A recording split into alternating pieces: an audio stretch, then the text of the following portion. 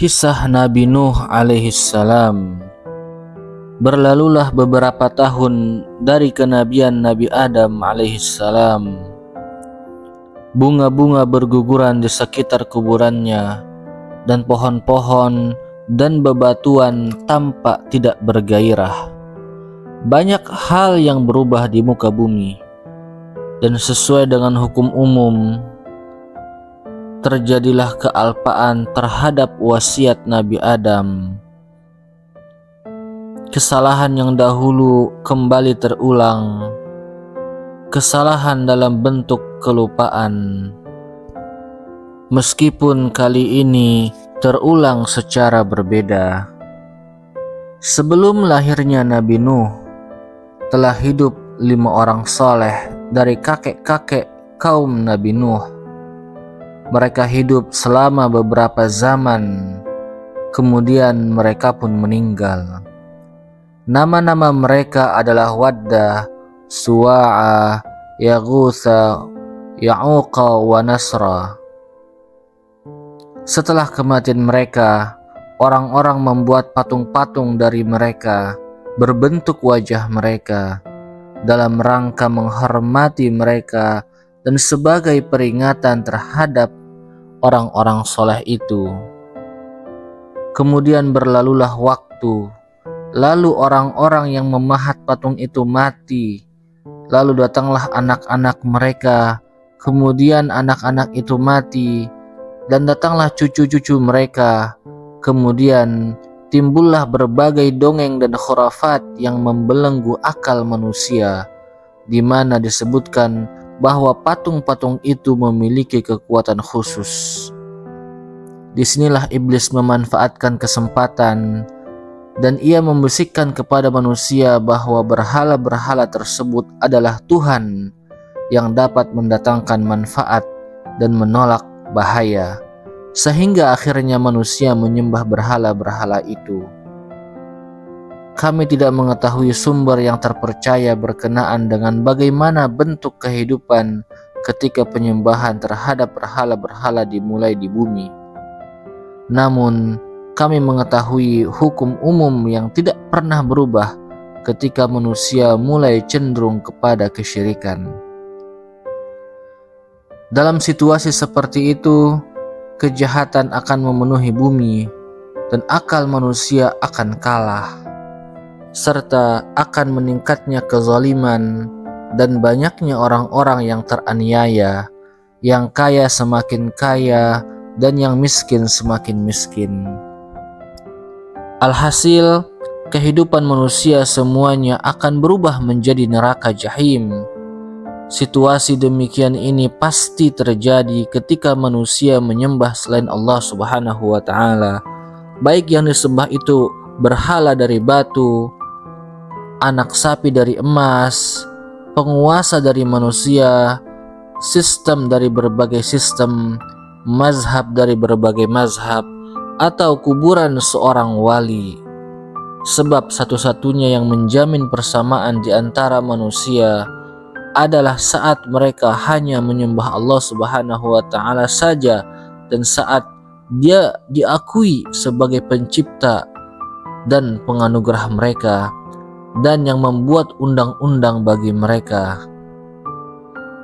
Tetapi saat jaminan ini hilang, lalu ada orang yang mengklaim atau ada sistem yang mengklaim memiliki wewenang ketuhanan, maka manusia akan binasa dan akan hilanglah kebebasan mereka sepenuhnya.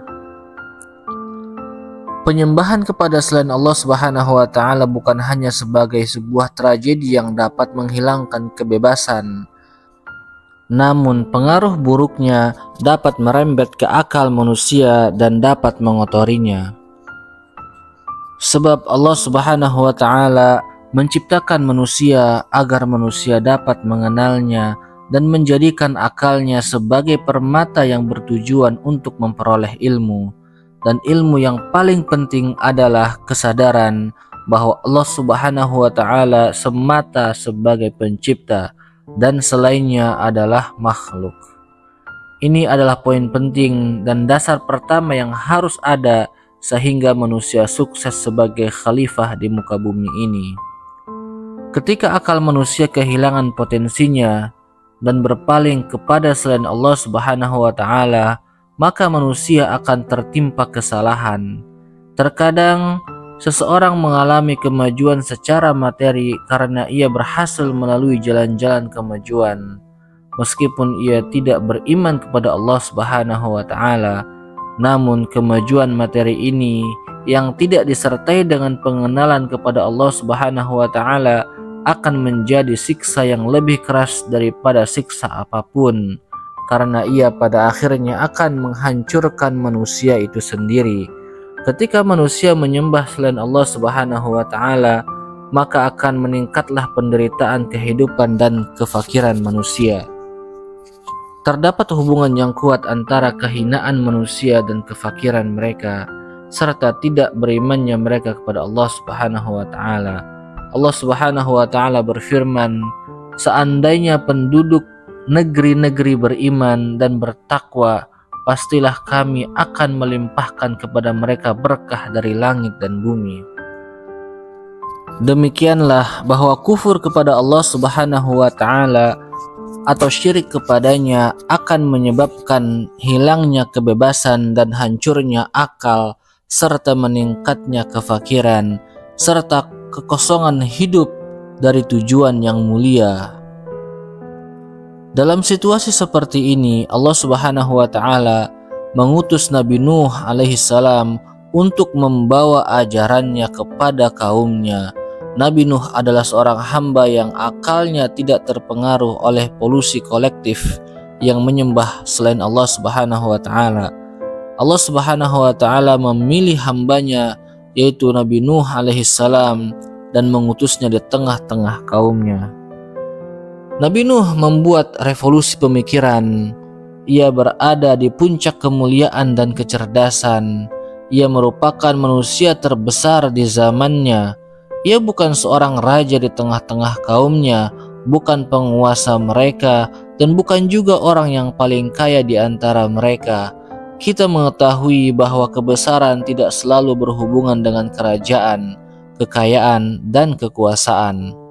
Tiga hal tersebut biasanya dimiliki oleh jiwa-jiwa yang hina, namun kebesaran terletak pada kebersihan hati, kesucian nurani, dan kemampuan akal untuk mengubah kehidupan di sekitarnya. Nabi Nuh alaihi salam memiliki semua itu, bahkan lebih dari itu. Nabi Nuh adalah manusia yang mengingat dengan baik perjanjian Allah Subhanahu wa Ta'ala dengan Nabi Adam dan anak-anaknya ketika dia menciptakan mereka di alam atom. Berdasarkan fitrah, ia beriman kepada Allah Subhanahu wa Ta'ala sebelum pengutusannya pada manusia, dan semua nabi beriman kepada Allah Subhanahu wa Ta'ala sebelum mereka diutus. Di antara mereka ada yang mencari Allah Subhanahu wa Ta'ala seperti Nabi Ibrahim. Ada juga yang di antara mereka yang beriman kepada Allah dari lubuk hati yang paling dalam seperti Nabi Musa alaihissalam. Dan di antara mereka juga ada yang beribadah kepadanya dan menyendiri di gua Hira seperti Nabi Muhammad sallallahu alaihi wasallam. Terdapat sebab lain berkenaan dengan kebesaran Nabi Nuh. Ketika ia bangun, tidur, makan, minum, atau mengenakan pakaian, masuk atau keluar, ia selalu bersyukur kepada Allah Subhanahu wa Ta'ala dan memujinya, serta mengingat nikmatnya dan selalu bersyukur kepadanya. Oleh karena itu, Allah Subhanahu wa Ta'ala berfirman tentang Nabi Nuh alaihissalam, sesungguhnya dia adalah hamba Allah yang banyak sekali bersyukur. Allah Subhanahu wa Ta'ala memilih hambanya yang bersyukur dan mengutusnya sebagai nabi pada kaumnya.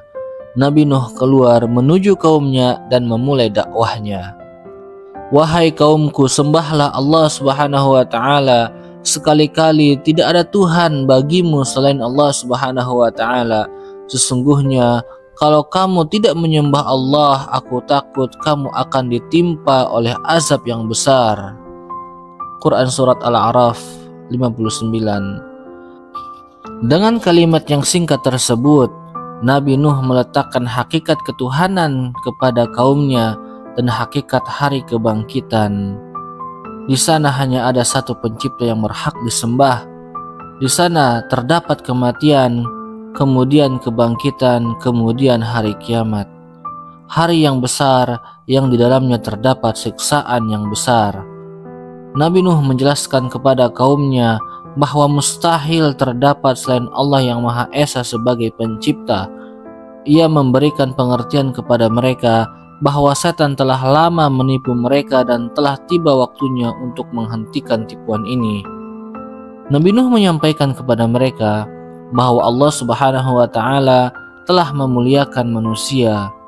Dia telah menciptakan mereka, memberi mereka rezeki, dan menganugerahi akal kepada mereka. Manusia mendengarkan dakwahnya dengan penuh kekhusyuan. Dakwah Nabi Nuh alaihissalam cukup mengguncangkan jiwa mereka, laksana tembok yang akan roboh, yang saat itu di situ ada seseorang yang tertidur dan engkau menggoyangkan tubuhnya agar ia bangun. Barangkali ia akan takut dan ia marah meskipun engkau bertujuan untuk menyelamatkannya. Akar-akar kejahatan yang ada di bumi mendengar dan merasakan ketakutan. Pilar-pilar kebencian terancam dengan cinta ini yang dibawa oleh Nabi Nuh alaihissalam. Setelah mendengar dakwah Nabi Nuh alaihissalam, kaumnya terpecah menjadi dua kelompok. Kelompok orang-orang yang lemah, orang-orang fakir, dan orang-orang yang menderita, di mana mereka merasa dilindungi dengan dakwah Nabi Nuh alaihissalam. Sedangkan kelompok yang kedua adalah kelompok orang kaya, orang-orang kuat, dan para penguasa, di mana mereka menghadapi dakwah Nabi Nuh dengan penuh keraguan. Bahkan ketika mereka mempunyai kesempatan, mereka mulai melancarkan serangan untuk melawan Nabi Nuh alaihissalam. Mula-mula mereka menuduh Nabi Nuh adalah manusia biasa seperti mereka, seperti yang disebutkan dalam Quran surat Hud ayat 27. Maka berkatalah pemimpin-pemimpin yang kafir dari kaumnya, kami tidaklah melihat kamu melainkan sebagai seorang manusia biasa seperti kami. Jadi mereka menginginkan kalau seandainya Allah mengutus utusan, harusnya bukan ente wahai Nuh alaihissalam, tapi malaikat. Begitulah keinginan mereka. Dalam tafsir Al-Qurtubi disebutkan, masyarakat yang menentang dakwahnya Nabi Nuh adalah para pembesar dari kaumnya. Mereka dikatakan al-mala karena mereka seringkali berkata, misalnya mereka berkata kepada Nabi Nuh alaihissalam, wahai Nuh, engkau adalah manusia biasa. Padahal Nabi Nuh juga mengatakan bahwa ia memang manusia biasa. Allah Subhanahu wa Ta'ala mengutus seorang rasul dari manusia ke bumi karena bumi ini dihuni oleh manusia. Seandainya bumi ini dihuni oleh para malaikat, niscaya Allah Subhanahu wa Ta'ala mengutus seorang rasul dari malaikat. Berlanjutlah peperangan antara orang-orang kafir dengan Nabi Nuh alaihissalam. Mula-mulanya rezim penguasa menganggap bahwa dakwah Nabi Nuh akan mati dengan sendirinya. Namun ketika mereka melihat bahwa dakwahnya menarik perhatian orang-orang fakir, orang-orang lemah, dan para pekerja sederhana, mereka mulai menyerang Nabi Nuh dari sisi ini. Mereka menyerangnya melalui pengikutnya dan mereka berkata kepadanya, tiada yang mengikutimu selain orang-orang fakir dan orang-orang lemah serta orang-orang hina. Allah Subhanahu wa Ta'ala berfirman, dan sesungguhnya kami telah mengutus Nuh kepada kaumnya. Dia berkata, sesungguhnya aku adalah pemberi peringatan yang nyata bagi kamu agar kamu tidak menyembah selain Allah Subhanahu wa Ta'ala. Sesungguhnya aku khawatir kamu akan ditimpa azab pada hari yang sangat menyedihkan. Maka berkatalah pemimpin-pemimpin yang kafir dari kaumnya, kami tidak melihat kamu wahai Nuh melainkan sebagai seorang manusia biasa seperti kami, dan kami tidak melihat orang-orang yang mengikutimu melainkan orang-orang yang hina dina di antara kami yang lekas percaya saja, dan kami tidak melihat kamu memiliki sesuatu kelebihan apapun atas kami, bahkan kami yakin bahwa kamu adalah orang yang berdusta. Demikianlah telah berkecamuk pertarungan antara Nabi Nuh alaihissalam dan para bangsawan dari kaumnya. Orang-orang yang kafir itu menggunakan dalih persamaan dan mereka berkata kepada Nabi Nuh, "Dengarkanlah wahai Nuh, jika engkau ingin kami beriman kepadamu, maka usirlah orang-orang yang beriman kepadamu. Sesungguhnya mereka itu orang-orang yang lemah dan orang-orang yang fakir, sementara kami adalah kaum bangsawan dan orang-orang kaya di antara mereka, dan mustahil engkau menggabungkan kami bersama mereka dalam satu dakwah atau majlis." Nabi Nuh alaihissalam mendengarkan apa yang dikatakan oleh orang-orang kafir dari kaumnya. Ia mengerti bahwa mereka menentang. Meskipun demikian, ia menjawabnya dengan baik. Ia memberitahu kepada kaumnya bahwa ia tidak dapat mengusir orang-orang yang beriman, karena mereka bukanlah tamu-tamunya, namun mereka adalah tamu-tamu Allah Subhanahu wa Ta'ala. Rahmat bukanlah terletak di dalam rumah Nabi Nuh, di mana masuk di dalamnya orang-orang yang dia inginkan dan terusir darinya orang-orang yang dia inginkan.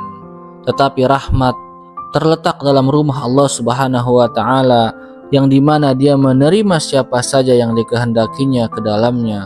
Allah Subhanahu wa Ta'ala berfirman, Nabi Nuh alaihissalam berkata atau bersabda, "Hai kaumku, bagaimana pikiranmu jika aku mempunyai bukti yang nyata dari Tuhanku? Apa pendapatmu jika aku mempunyai bukti yang nyata dari Tuhanku dan diberinya aku rahmat dari sisinya, tetapi rahmat itu disamarkan bagimu? Apakah kami akan paksa kamu menerimanya padahal kamu tidak menyukainya?" Dan Nabi Nuh berkata, "Wahai kaumku, aku tidak meminta harta benda kepadamu sebagai upah dari seruanku ini. Upahku hanya dari Allah Subhanahu wa Ta'ala, dan aku sekali-kali tidak akan mengusir orang-orang yang telah beriman. Sesungguhnya mereka akan bertemu dengan Tuhan mereka. Akan tetapi aku melihatmu adalah orang-orang yang tidak mengerti." Dan Nabi Nuh berkata, "Wahai kaumku, siapakah yang dapat menolongku dari azab Allah Subhanahu wa Ta'ala jika aku mengusir mereka? Maka tidaklah kamu mengambil pelajaran? Dan aku tidak akan mengatakan kepadamu bahwa aku mempunyai gudang-gudang rezeki dan kekayaan dari Allah Subhanahu wa Ta'ala, dan aku tidak mengetahui hal yang gaib, dan tidak pula aku mengatakan sesungguhnya aku adalah malaikat, dan tidak juga aku mengatakan kepada orang-orang yang dipandang hina oleh penglihatanmu, sekali-kali Allah tidak akan mendatangkan kebaikan kepada mereka. Allah Subhanahu wa Ta'ala lebih mengetahui apa yang ada pada mereka. Sesungguhnya aku kalau begitu benar-benar termasuk orang-orang yang zalim." Quran Surah Hud ayat 28-31.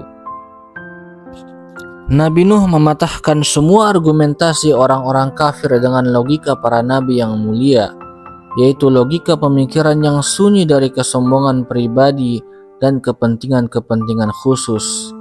Nabi Nuh alaihissalam berkata kepada mereka bahwa Allah Subhanahu wa Ta'ala telah memberinya agama, kenabian dan rahmat, sedangkan mereka tidak melihat apa yang diberikan oleh Allah Subhanahu wa Ta'ala kepadanya.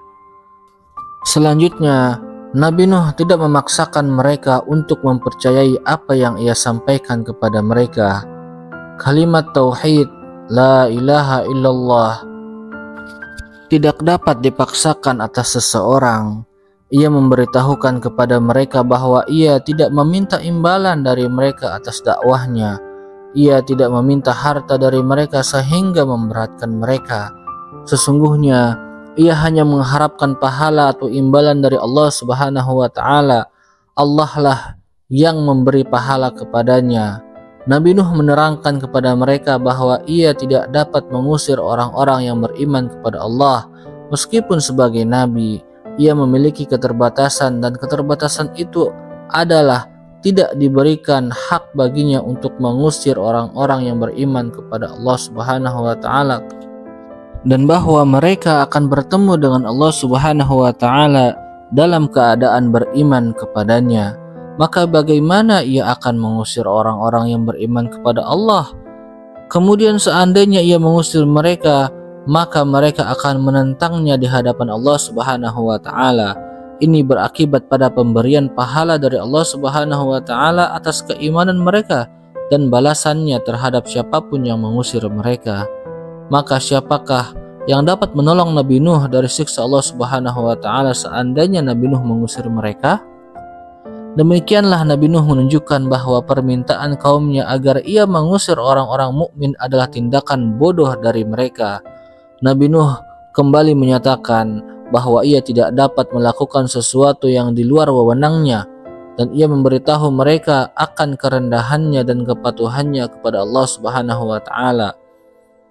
Ia tidak dapat melakukan sesuatu yang merupakan bagian dari kekuasaan Allah Subhanahu wa taala, yaitu pemberian nikmatnya kepada hamba-hambanya yang dia kehendaki.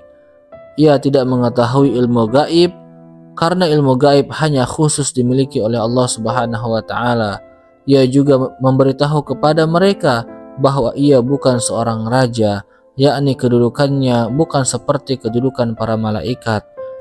Nabi Nuh alaihissalam bersabda kepada mereka, "Sesungguhnya orang-orang yang kalian pandang sebelah mata dan kalian hina dari orang-orang yang beriman, yang kalian remehkan dari mereka, sesungguhnya pahala mereka itu tidak akan sirna dan tidak akan berkurang sedikit pun dengan adanya penghinaan kalian terhadap mereka. Sesungguhnya Allah Subhanahu wa taala lebih tahu terhadap apa yang ada pada diri mereka.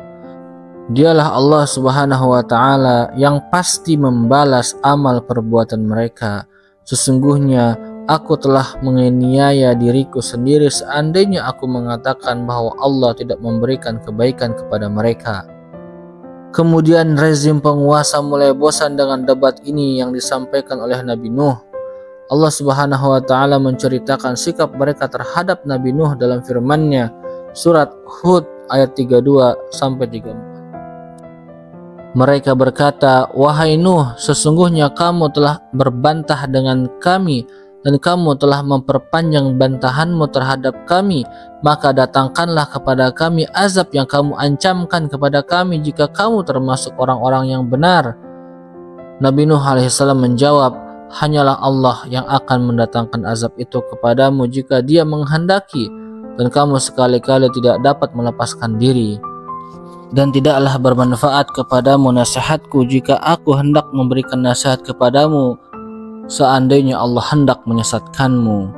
Dialah Allah Subhanahu wa taala Tuhanmu, dan kepadanya lah kamu dikembalikan." Nabi Nuh alaihissalam menambahkan bahwa mereka tersesat dari jalan Allah Subhanahu wa taala. Allah lah yang menjadi sebab terjadinya segala sesuatu. Namun mereka memperoleh kesesatan disebabkan oleh ikhtiar mereka dan kebebasan mereka serta keinginan mereka.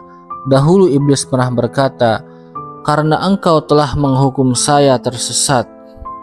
Secara zahir tampak bahwa makna ungkapan itu berarti Allah lah yang menyesatkannya. Padahal hakikatnya adalah Allah Subhanahu wa taala telah memberikannya kebebasan, kemudian Dia akan meminta pertanggungjawabannya.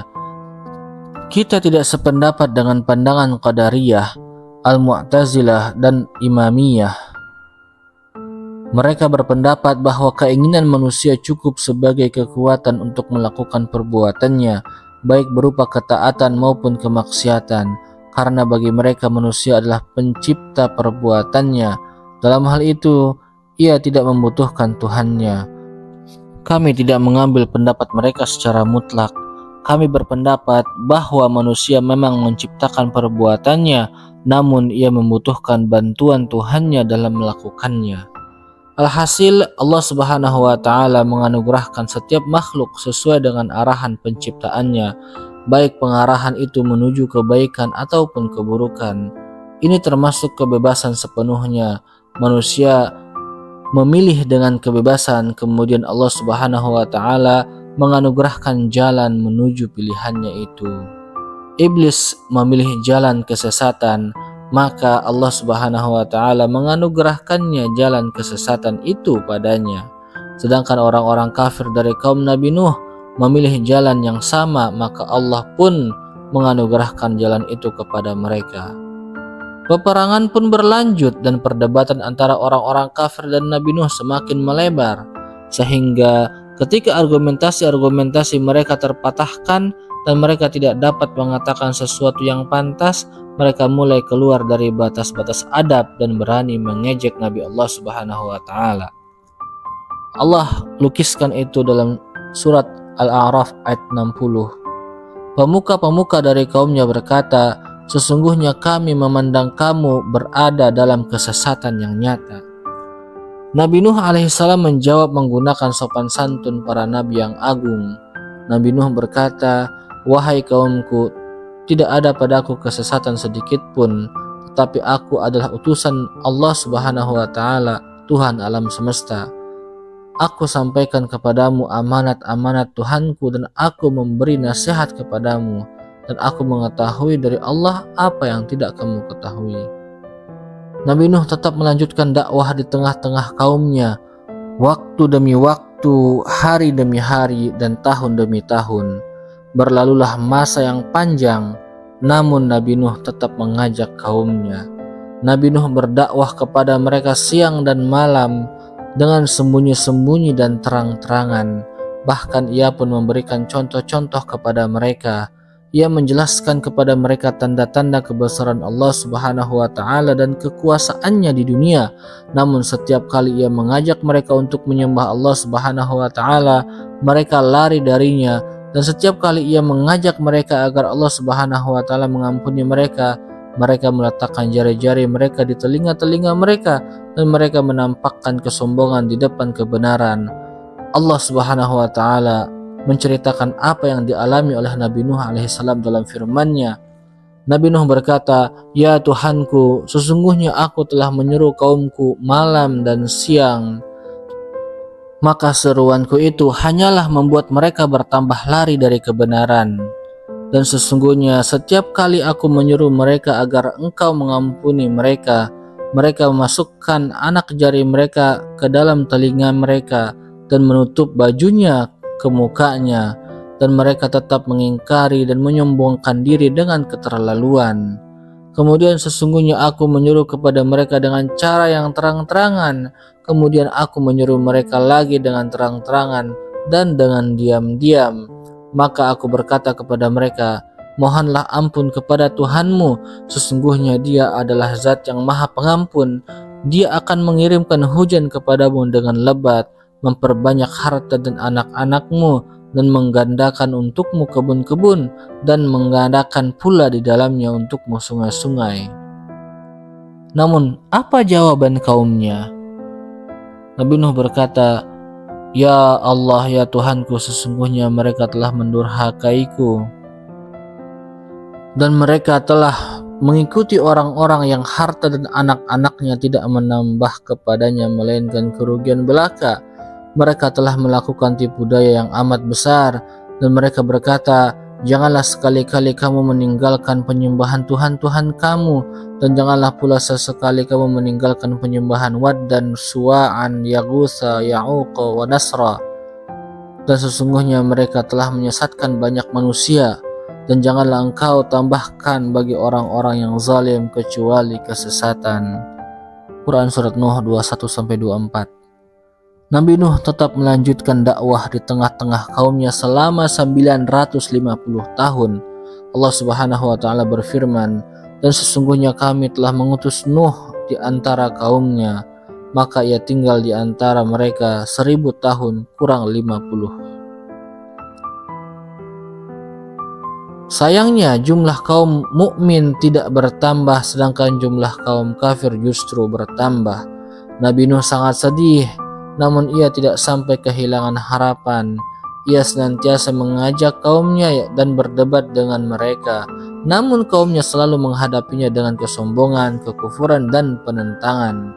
Nabi Nuh alaihissalam sangat bersedih terhadap kaumnya, namun ia tidak sampai berputus asa. Ia tetap menjaga harapan selama 950 tahun. Tampak bahwa usia manusia sebelum datangnya topan cukup panjang, dan barangkali usia panjang bagi Nabi Nuh merupakan mukjizat khusus baginya. datanglah hari di mana Allah Subhanahu wa taala mewahyukan kepada Nabi Nuh bahwa orang-orang yang beriman dari kaumnya tidak akan bertambah lagi. Allah Subhanahu wa taala mewahyukan kepadanya agar ia tidak bersedih atas tindakan kaumnya. Maka pada saat itu Nabi Nuh berdoa agar orang-orang kafir dihancurkan. Ia berkata, "Ya Allah, janganlah engkau biarkan seorang pun di antara orang-orang kafir itu tinggal di atas bumi." Nabi Nuh membenarkan doanya dengan alasan, "Sesungguhnya jika engkau biarkan mereka tinggal, niscaya mereka akan menyesatkan hamba-hambamu dan mereka tidak akan melahirkan selain anak-anak yang berbuat maksiat dan kekafiran." Allah Subhanahu wa taala berfirman dalam surat Hud, "Dan diwahyukan kepada Nabi Nuh bahwasanya sekali-kali tidak akan beriman di antara kaummu kecuali orang-orang yang telah beriman saja. Karena itu janganlah kamu bersedih tentang apa yang selalu mereka kerjakan, dan buatlah bahtera dengan pengawasan dan petunjuk wahyu kami, dan janganlah kamu bicarakan dengan aku tentang orang-orang yang zalim itu. Sesungguhnya mereka pasti ditenggelamkan." Kemudian Allah Subhanahu wa taala menetapkan hukumnya atas orang-orang kafir, yaitu datangnya angin topan. Allah Subhanahu wa taala memberitahu Nabi Nuh bahwa ia akan membuat perahu ini dengan pengawasan kami dan wahyu kami, yakni dengan ilmu Allah Subhanahu wa taala dan pengajarannya, serta sesuai dengan pengarahan Allah Subhanahu wa taala dan bantuan para malaikat.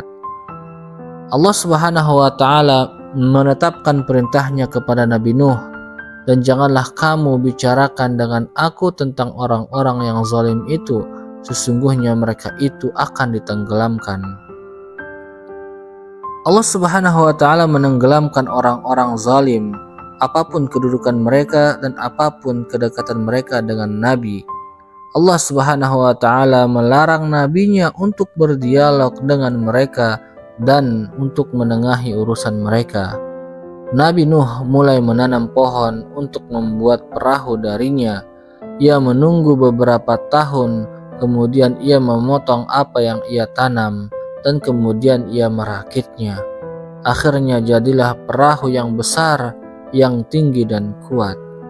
Para mufassir berbeda pendapat tentang besarnya perahu itu, bentuknya dan masa pembuatannya, serta tempat pembuatannya dan lain-lain. Berkenaan dengan hal tersebut, Imam Fakhrul Razi berkata, "Ketahuilah bahwa pembahasan ini tidak menarik bagiku karena ia merupakan hal-hal yang tidak perlu diketahui. Saya kira mengetahui hal tersebut hanya mendatangkan manfaat yang sedikit. Mudah-mudahan Allah Subhanahu wa taala merahmati Imam Fakhrul Razi yang menyatakan kebenaran dengan kalimat itu. Kita tidak mengetahui hakikat perahu tersebut kecuali apa yang telah Allah Subhanahu wa taala ceritakan kepada kita tentang hal itu.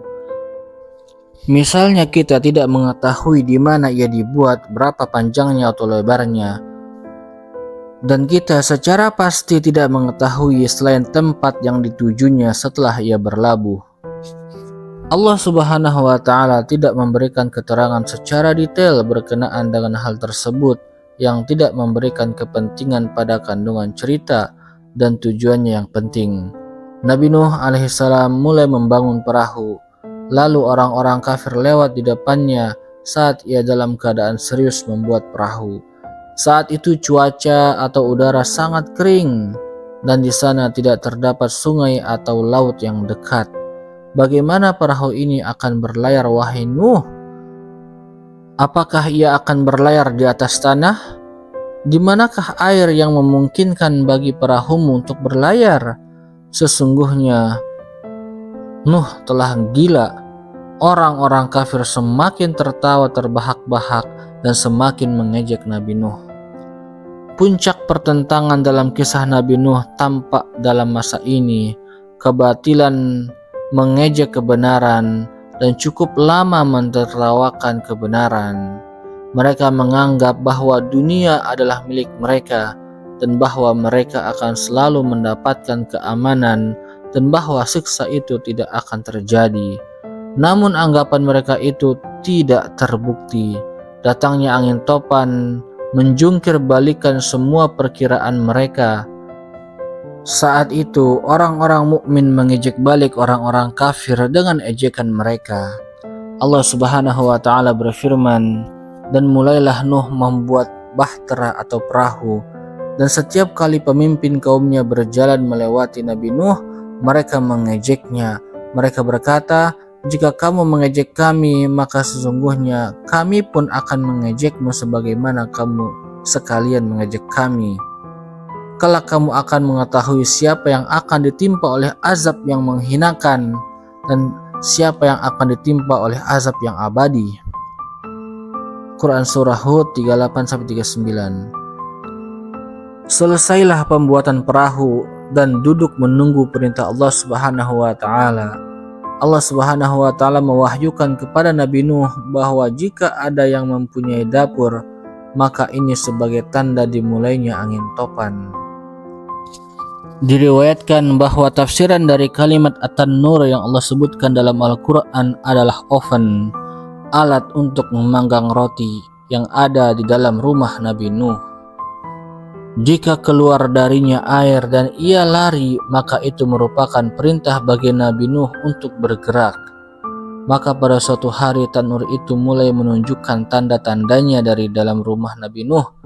Lalu Nabi Nuh segera membuka perahunya dan mengajak orang-orang beriman untuk menaikinya. Malaikat Jibril turun ke bumi. Nabi Nuh membawa burung, binatang buas, binatang yang berpasangan, sapi, gajah, semut, dan lain-lain. Dalam perahu itu Nabi Nuh telah membuat kandang untuk binatang buas. Malaikat Jibril menggiring setiap dua binatang yang berpasangan agar setiap spesies binatang tidak punah dari muka bumi. Ini berarti bahwa angin topan telah menenggelamkan bumi semuanya. Kalau tidak demikian, maka buat apa ia harus mengangkut jenis binatang itu? Binatang-binatang mulai menaiki perahu beserta orang-orang yang beriman dari kaumnya. Jumlah orang-orang mukmin sangatlah sedikit. Allah Subhanahu wa taala berfirman, hingga apabila perintah kami datang dan tanur telah memancarkan air, kami berfirman, muatkanlah ke dalam bahtera itu dari masing-masing binatang sepasang, jantan atau betina, dan keluargamu, kecuali orang-orang yang terdahulu ketetapannya terhadapnya, dan muatkanlah pula orang-orang yang beriman, dan tidaklah beriman bersama Nabi Nuh kecuali sangat sedikit. Quran Surat Hud ayat 40. Istri Nabi Nuh tidak beriman kepadanya sehingga ia tidak ikut menaiki perahu, dan salah satu anaknya menyembunyikan kekafirannya dengan menampakkan keimanan di depan Nabi Nuh, dan ia pun tidak ikut menaikinya. Mayoritas manusia saat itu tidak beriman sehingga mereka tidak turut berlayar. Hanya orang-orang beriman yang mengarungi lautan bersamanya. Ibnu Abbas berkata, terdapat 80 orang dari kaum Nabi Nuh yang beriman kepadanya. Ada juga riwayat mengatakan 70 orang, wallahu a'lam. Air mulai meninggi yang keluar dari celah-celah bumi. Tiada satu celah pun di bumi kecuali keluar air darinya. Sementara dari langit turunlah hujan yang sangat deras, yang sebelumnya tidak ada hujan seperti itu, dan tidak akan pernah turun hujan seperti itu setelahnya. Lautan semakin bergolak dan ombaknya menerpa apa saja dan menyapu bumi.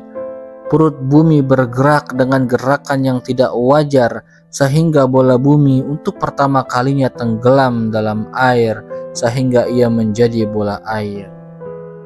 Allah Subhanahu wa taala berfirman, maka kami bukakan pintu-pintu langit dengan menurunkan air yang tercurah, dan kami jadikan bumi memancarkan mata air, maka bertemulah air-air itu untuk satu urusan yang sungguh telah ditetapkan. Dan kami telah mengangkat Nabi Nuh di atas bahtera atau kapal yang terbuat dari papan dan paku. Quran Surat Al-Qamar 11-13. Air meninggi di atas kepala manusia dan ia melampaui ketinggian pohon, bahkan puncak gunung. Akhirnya permukaan bumi diselimuti dengan air. Ketika mula-mula datang topan, Nabi Nuh memanggil putranya. Putranya itu berdiri agak jauh darinya. Nabi Nuh memanggilnya, "Wahai anakku, naiklah ke kapal bersama kami dan janganlah kamu berada di antara orang-orang yang kafir." Anak itu menjawab ajakan ayahnya, "Aku akan mencari perlindungan ke gunung yang dapat memeliharaku dari air banjir ini." Nabi Nuh kembali menyerunya, "Tidak ada yang dapat terlindungi dari azab Allah pada hari ini kecuali orang-orang yang Allah rahmati." Selesailah dialog Nabi Nuh dengan putranya dan gelombang menjadi penghalang antara keduanya, maka jadilah anak itu termasuk dari orang-orang yang tenggelam atau ditenggelamkan. Perhatikanlah ungkapan Al-Quran Al-Karim, dan gelombang menjadi penghalang antara keduanya. Ombak tiba-tiba mengakhiri dialog mereka. Nabi Nuh mencari, namun ia tidak menemukan anaknya. Ia tidak menemukan selain gunung ombak yang semakin meninggi dan meninggi bersama perahu itu. Nabi Nuh tidak dapat melihat segala sesuatu kecuali air. Allah Subhanahu wa Ta'ala berkehendak sebagai rahmat darinya untuk menenggelamkan si anak jauh dari penglihatan si ayah. Inilah kasih sayang Allah Subhanahu wa Ta'ala terhadap si ayah. Anak Nabi Nuh mengira bahwa gunung akan mencegahnya dari kejaran air, namun ia pun terkejar dan tenggelam. Angin topan terus berlanjut dan terus membawa perahu Nabi Nuh. Setelah berlalu beberapa saat, pemandangan tertuju kepada bumi yang telah musnah, sehingga tiada kehidupan kecuali sebagian kayu yang darinya Nabi Nuh membuat perahu di mana ia menyelamatkan orang-orang mukmin. Begitu juga dengan berbagai binatang yang ikut bersama mereka. Adalah hal yang sulit bagi kita untuk membayangkan kedahsyatan topan itu. Yang jelas, ia menunjukkan kekuasaan Allah Subhanahu wa Ta'ala Sang Pencipta. Perahu itu berlayar dengan mereka dalam ombak yang laksana gunung. Sebagian ilmuwan meyakini bahwa terpisahnya beberapa benua dan terbentuknya bumi dalam rupa seperti sekarang adalah sebagai akibat dari angin topan yang dahulu. Topan yang dialami oleh Nabi Nuh terus berlanjut dalam beberapa zaman, di mana kita tidak dapat mengetahui batasannya. Kemudian datanglah perintah Allah Subhanahu wa Ta'ala agar langit menghentikan hujannya dan agar bumi tetap tenang dan menelan air itu, dan agar kayu-kayu perahu berlabuh di Al-Judi, itu nama suatu tempat di zaman dahulu. Ada yang mengatakan bahwa ia adalah gunung yang terletak di Irak. Dengan datangnya perintah ilahi, bumi kembali menjadi tenang dan air menjadi surut. Angin topan telah menyucikan bumi dan membasuhnya. Allah Subhanahu wa Ta'ala berfirman, dan difirmankan, "Hai bumi, telanlah airmu, dan wahai langit atau hujan, berhentilah." Dan air pun disurutkan. Perintah pun diselesaikan, dan bahtera itu pun berlabuh di atas bukit Judi, dan dikatakan, "Binasalah orang-orang yang zalim." Dan air pun disurutkan, yakni berkurang dan kembali ke celah-celah bumi. Segala urusan telah diputuskan dan orang-orang kafir telah hancur sepenuhnya. Dikatakan bahwa Allah Subhanahu wa Ta'ala memandulkan rahim-rahim wanita selama 40 tahun sebelum datangnya topan. Karena itu tidak ada yang terbunuh seorang anak bayi ataupun anak kecil.